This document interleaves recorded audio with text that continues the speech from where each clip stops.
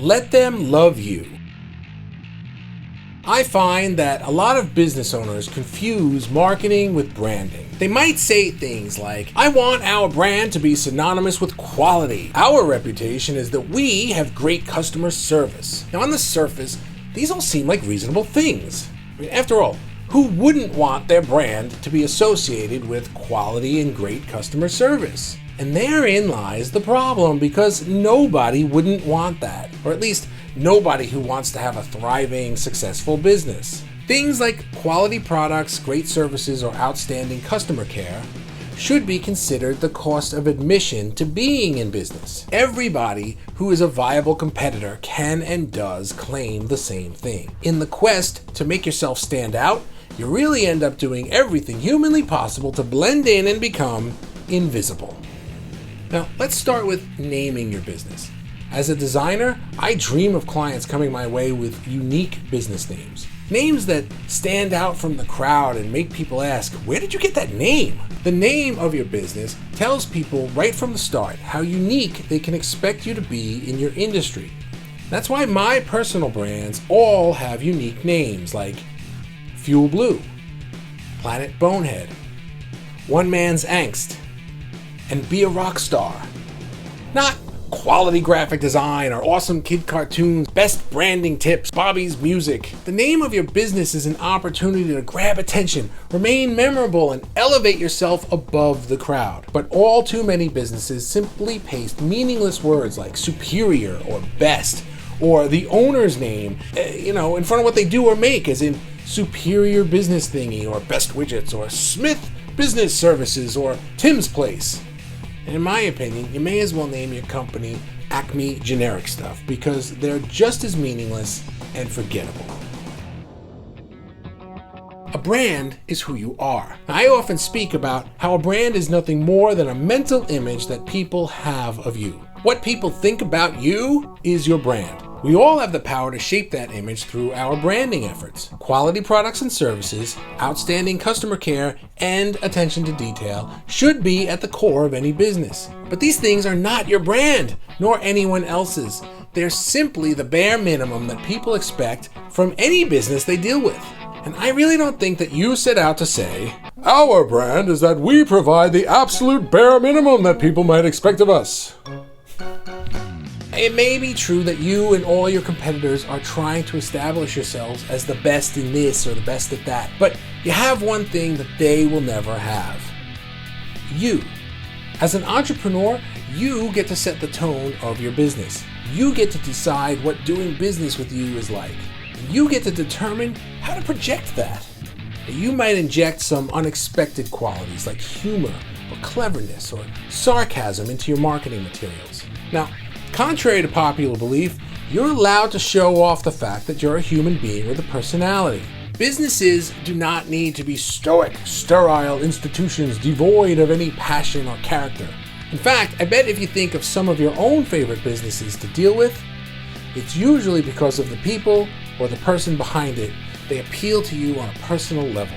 They're your kind of people. Your customers are human beings.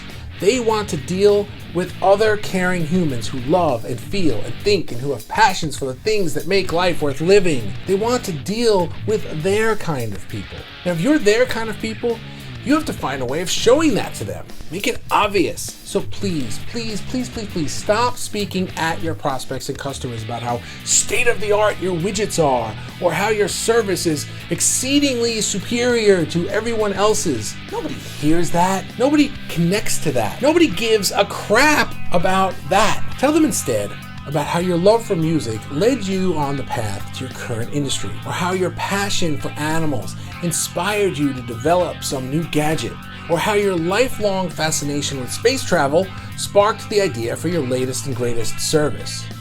They don't have to love the same things you love, they just have to love you. Let them.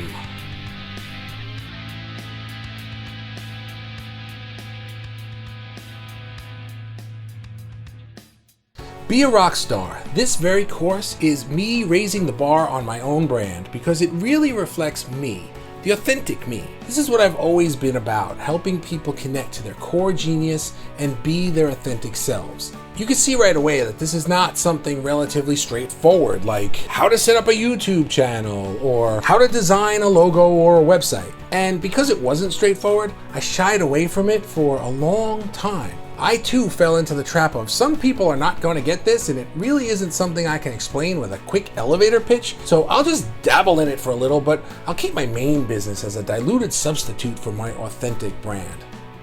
I can tell you that does not work. Choosing a business model because it's more easily explained is not fulfilling. Choosing a business because it's more widely accepted does not mean you'll be successful at it. In fact, choosing a business for any other reason than that it's your core genius, your authentic self, is nothing more than a recipe for failure or hardship. And here's the best part. I know who my kind of people are, and I know why you're my kind of people. You're an entrepreneur who understands that creating a business is about designing and creating a life, not just about making money. You don't apologize for making money. This isn't about being spiritual or something like that and turning your back on material gains. I happen to believe that the movement toward material gains is where life energy is. We live, we have desires, we do things in our lives to improve our conditions and to move from where we are to where we want to be.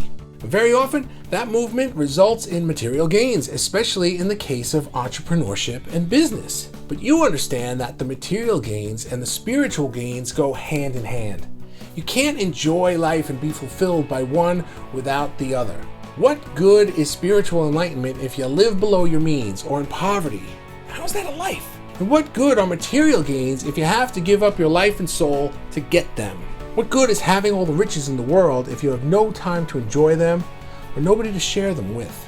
My businesses, my problem was feast or famine cycle, and I'm sure many of you can understand this. Sometimes I had plenty of work and plenty of income, but when that happened, the trade-off was my time and energy. I had to trade hours for dollars, and all my time was taken away from living life and put towards working. Now, if I slowed down, I gained some time back, but the income went down, so I had limited means with which to enjoy life. Neither side of this seesaw worked for me very well, so I created a new business model, one where I can put all of my authentic self into my work, where the amount of money I made did not adversely affect the time I had to enjoy my life. With this business model, I've achieved the success I always wanted. I'm making plenty of money, doing work that I love, and I have the ability to live the life and lifestyle that I want.